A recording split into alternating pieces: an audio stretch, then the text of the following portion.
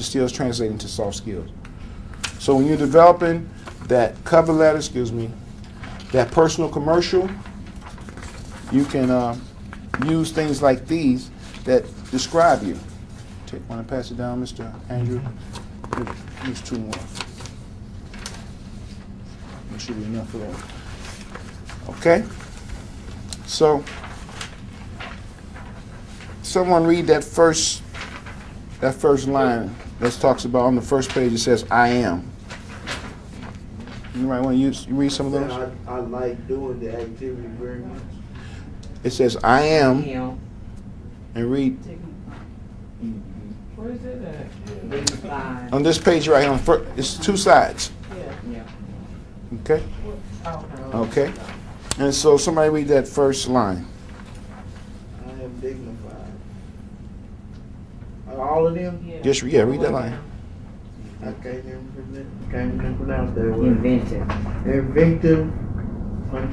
Punctual, prudent, tedious, tenacious, intelligent, aggressive, zany, discreet, kind, purposeful, thorough, intellectual,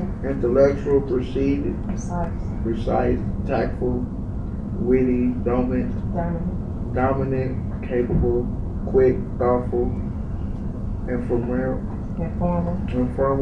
practical, strong-minded,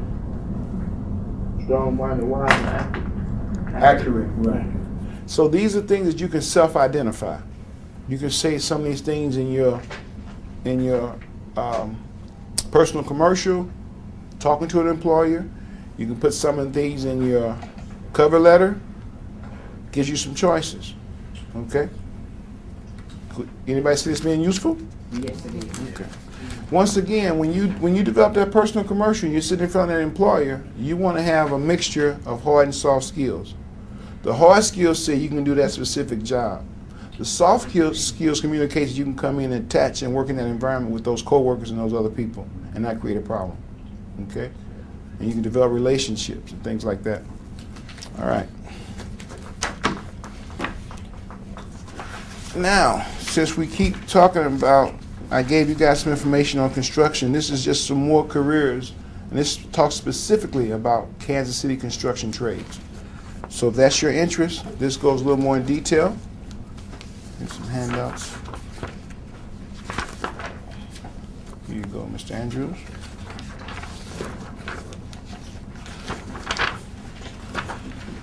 Okay. Now this answers your question, Mr. Kimball. Turn to the second page.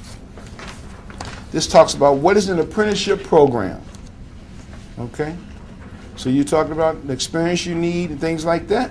Did you get one, Ms. Miller? Okay. Turn to the second page for me. And I want to kind of answer Mr. Kimball's question. It says, registered apprenticeship programs are designed to prepare workers for occupations that require a wide range of skills and knowledge. This preparation consists of on-the-job training and technical classroom instruction. So one thing that at-risk job seekers qualify for, and this is why I want you guys to go to the Career Center and become a member, there's a thing called on-the-job training. Everybody familiar with that? Which means that an employer can be reimbursed the first 160 hours of your initial employment, which is going to offset costs to the employer. Because understand something. I don't care how much experience you have, when you go to a new company, there's going to be a training period. Why? Because companies do it different than other companies. Okay? When I came here, I went through a training period. I don't care where you go, you're going to be, because they do it a little differently. They want you to do it their way, the way their brand is, what's been successful for them. So if you can communicate to an employer that you're going to offset that training cost, that's going to benefit the employer. The employer's ears are going to perk up. Because understand, employers are not maximizing their investment in you until you're up to speed and running.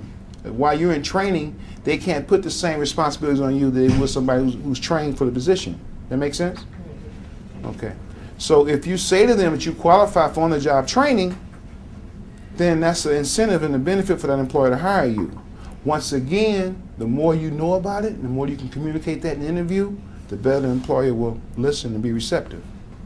Okay? So don't go in there talking about on-the-job training till you know exactly what it requires, what it entails, how you qualify for it. Make sense? Okay. So I'm not going to read this whole thing. It says, in an apprenticeship program, the concept is to earn as you learn. So it allows you to make money while you learn the trade. An apprenticeship serves as an internship with a contractor. The student generally works full-time and goes to school a minimum of 144 hours per year on a schedule.